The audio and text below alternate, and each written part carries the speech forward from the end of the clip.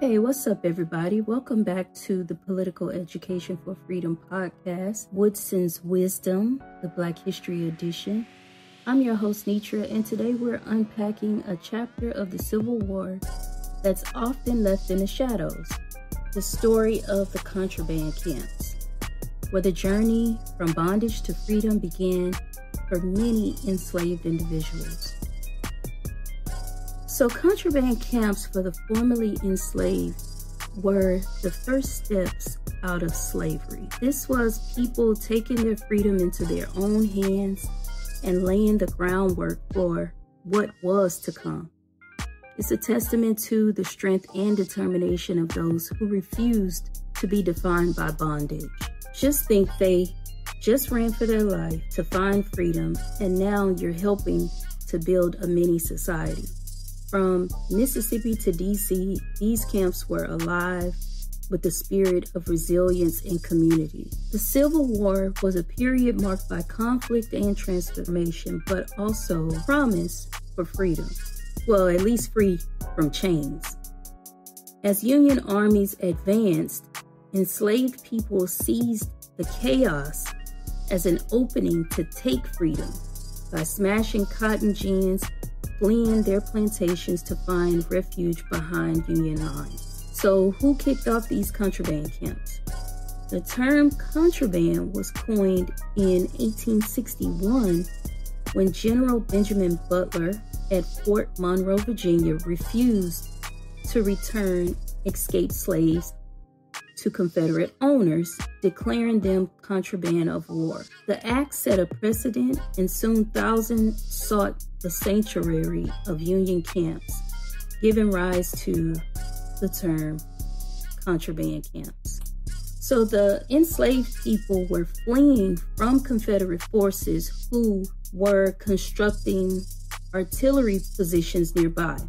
The fort's commander, General Benjamin Butler, was faced with a dilemma when Confederate envoys demanded their return under the Fugitive Slave Act.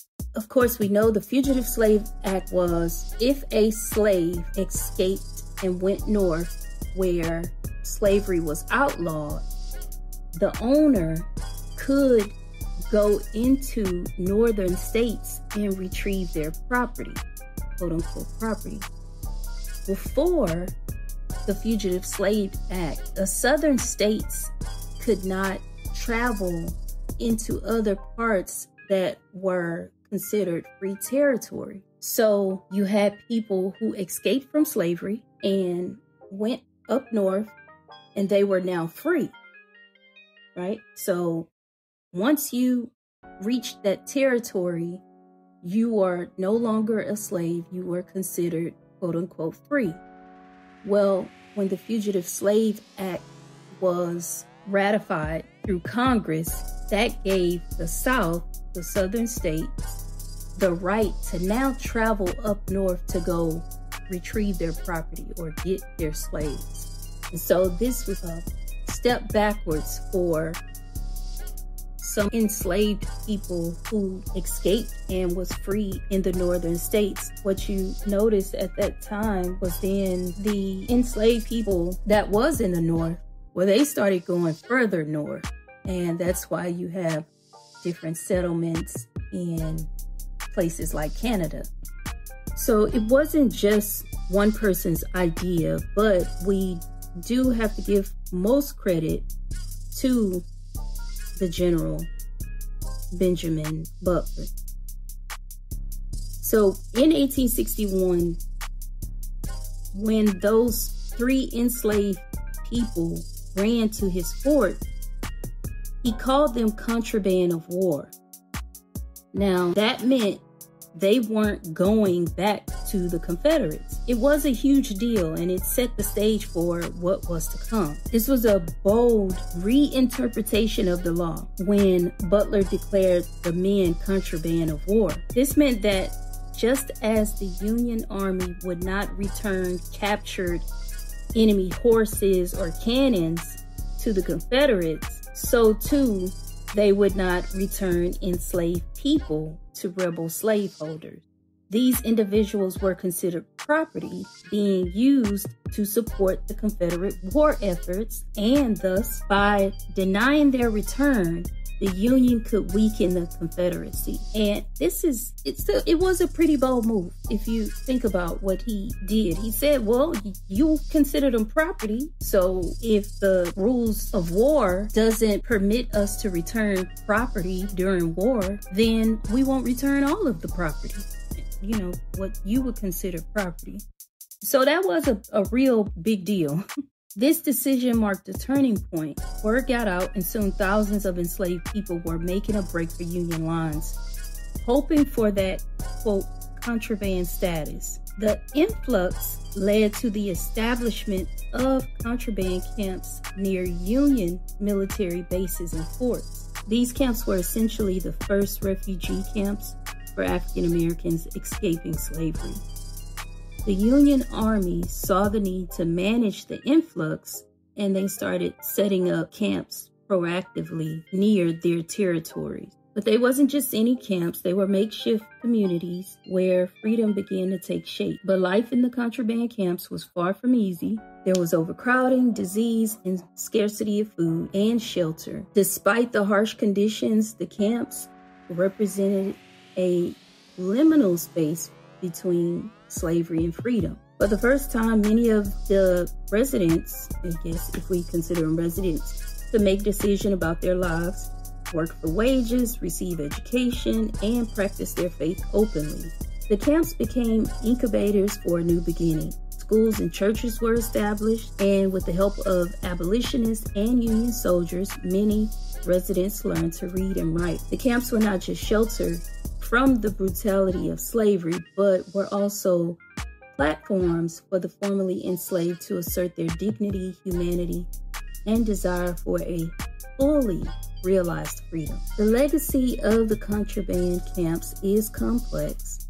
They were both a symbol of the Union's evolving stance on slavery, moving from a war for the Union to a war for freedom, and a testament to the resilience and agency of African Americans in the face of systemic oppression. The camps laid the groundwork for the Reconstruction era's attempts at redefining citizenship and rights in the United States. We left everything behind, driven by the faint whisper of freedom, risking it all on the chance of life where we could claim our humanity. Now, we have all these camps. Who's running it? Who's running the show? Well, it varied from camp to camp. Sure, the Union Army had a hand in it, but don't sleep on the role of the freed folks themselves. Along with abolitionists and some government officials, they all played a part in turning these camps into more than just places to crack. We're talking schools, churches, even courts set up by the residents themselves. Here are a few key figures that were instrumental in establishing these camps all over the Union territories. Susie King Taylor contributed significantly during the Civil War. She was born into slavery in Georgia and gained her freedom during the war. Taylor served as a nurse and a teacher for the Union Army, teaching both children and adults in contraband camps, making her one of the first African American educators to teach freedmen openly in Georgia. Reverend John Eaton is another historical figure who played a significant role during the Civil War and in the administration of contraband camps. He was appointed as chaplain of the 27th Ohio Infantry and later became the superintendent of freedmen in the Department of Tennessee, where he organized contraband camps and helped improve the living conditions and education for the freed people. Mary Peake, another historical figure, born to a free Black woman, she started teaching African American children and adults, both free and enslaved, in Hampton, Virginia before the Civil War. During the war, she taught at contraband camp at Fort Monroe. She's often cited as one of the first teachers to educate freedmen under the Emancipation Oath. And like I mentioned before, these camps, although it was a refuge, it wasn't a paradise. There were overcrowding, they were under-resourced. They posed new challenges, yet within these constraints, vibrant communities emerged, and the formerly enslaved people created some semblance of normalcy in the shadow of war. The contraband camps were the first steps toward emancipation long before the war's end. They were incubators of freedom, where the formerly enslaved began to redefine their lives on their own terms. The legacy of these camps is a testament to the indomitable will to survive and thrive against all odds. They remind us of the resilience and agencies of those who, in the midst of upheaval, laid the foundations for their future. As we reflect on the stories of the contraband camps, let's remember the profound transformations that occurred within these enclaves of hope. They remind us of the enduring human spirit's capacity to find light in the darkest of time and to forge new paths toward freedom and justice.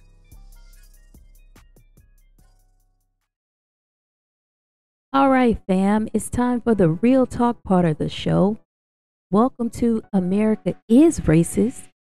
This is where we keep it 100 on Woodson's wisdom, breaking down the hard truths and the raw history that shaped our streets and our lives.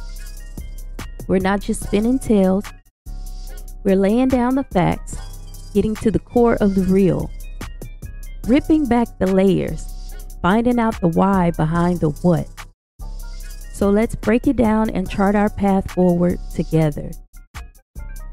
We're shining a light on the dark side of history, those moments when the worst of white society left a mark on our history. A reminder of the struggles we stood up against and the strength we carried.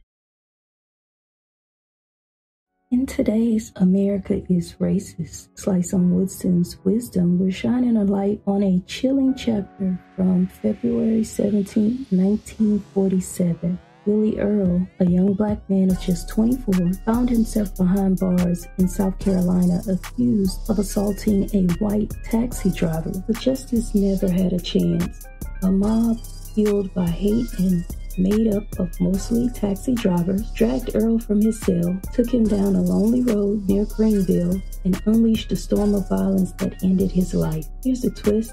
After the incident, out of 31, 26 men didn't just admit to the crime, they laid it all out. But when the trial rolled around, the courtroom turned into a mockery of justice. The judge kept race off the table. The accused turned the proceedings into a joke, and the defense attorney went as far as to call Earl a, quote, mad dog that needed putting down, to the laughter of a courtroom packed with white faces. Despite confessions clear as day, an all-white jury let every single defendant walk free, a decision celebrated by some as a step forward in race relations in the South, citing the trial as progress in Southern race relations. Quote, this was the first time that South Carolina has brought mass murder charges against alleged lynchers. This jury acquitted them. If there should be another case, perhaps we may get a mistrial with a hung jury. Eventually,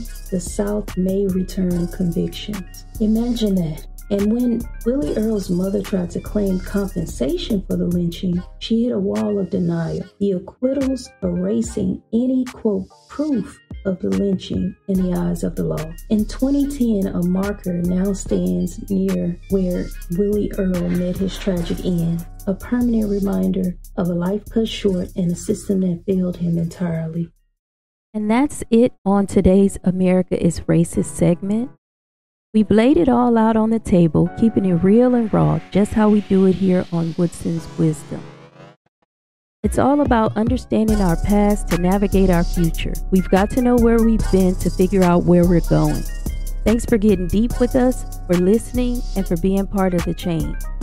And don't leave just yet. Stick around for this episode's book suggestion, dropping knowledge and inspiration for all ages. Plus, we've got more gems coming your way on Woodson's Wisdom from the Political Education for Freedom podcast, Black History Edition.